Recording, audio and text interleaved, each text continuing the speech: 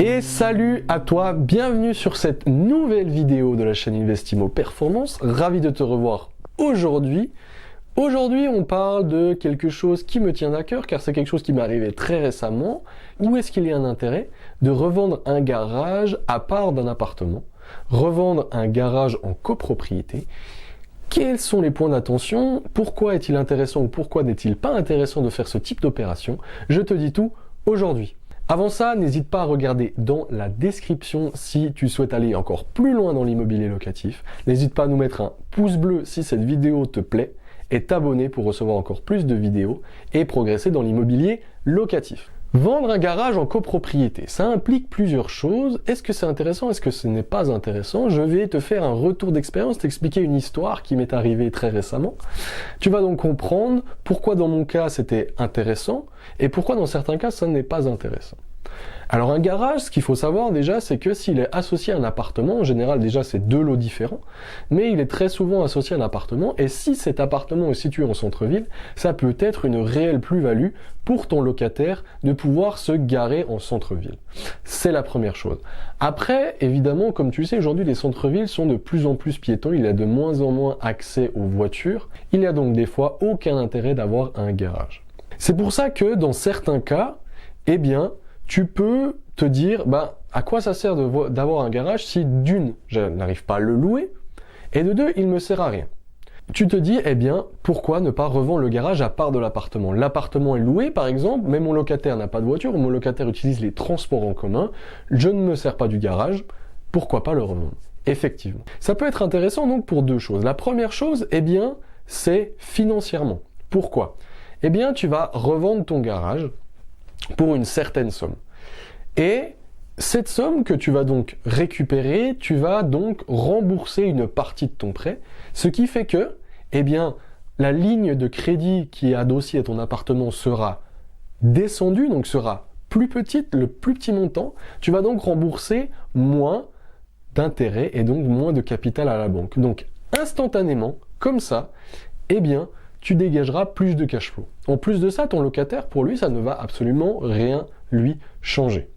La deuxième chose, eh bien, c'est un bénéfice collatéral de cette vente, c'est que, tu le sais, comme c'est un lot qui appartient à la copropriété, eh bien, tu vas payer un certain nombre de charges qui sont inhérentes au tantième que tu possèdes dans cette copropriété.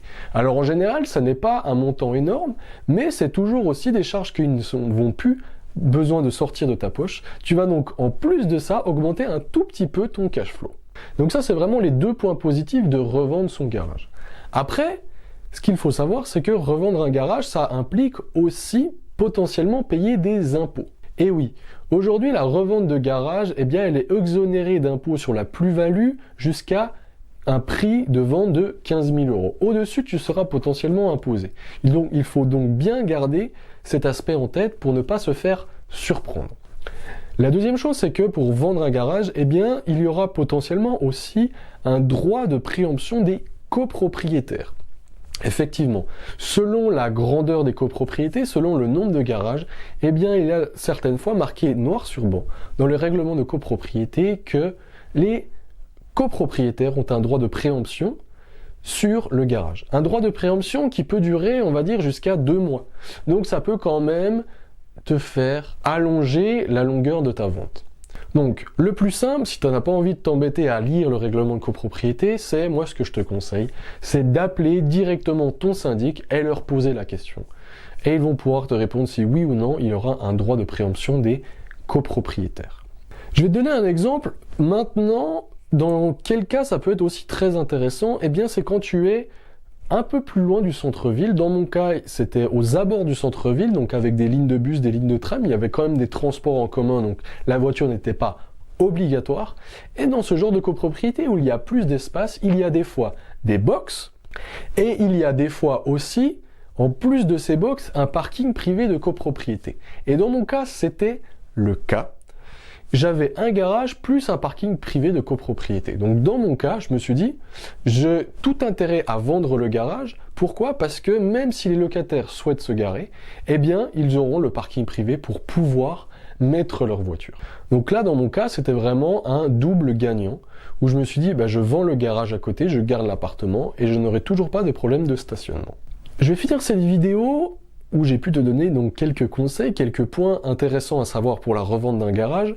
Eh bien, c'est que le garage aussi, quand il n'est pas situé dans la copropriété, eh bien, il y a des tantièmes qui sont liés à des charges qu'il n'y aurait pas, par exemple, si tu rénoves le bâtiment.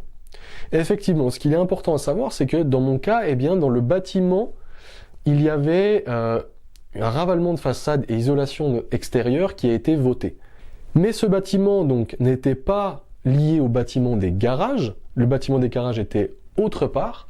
Et de ce fait, donc, les charges du ravalement de façade ont seulement été payées vis-à-vis de l'appartement et non pas du garage. Donc c'était bien deux choses dissociées. Je vais finir cette vidéo donc pour te dire qu'un garage, ce n'est pas forcément aussi pour mettre une voiture. Ça peut être, et c'est souvent le cas des fois en centre-ville d'ailleurs, ça peut servir de box de stockage. Et ça, c'est quelque chose on ne pense pas forcément et ça peut être même intéressant pour soi-même. Et dans ce cas, pour moi, c'était vraiment quelque chose qui était intéressant parce que, eh bien, je pouvais, dans une ville où j'investis souvent, mettre des meubles, mettre différentes choses qui seront inhérentes et nécessaires pour mes futurs investissements afin que je puisse les meubler. J'espère que cette vidéo t'a plu, j'espère que cette vidéo t'a pu t'éclaircir sur la possibilité en tout cas de revendre un garage et non pas revendre les deux lots que tu as pu acheter. En tout cas, si tu as des questions, n'hésite pas à mettre en commentaire ce que tu penses, ce que tu crois et nous ferons un plaisir d'y répondre. En tout cas, je te dis à très bientôt pour la prochaine vidéo d'Investimo Performant.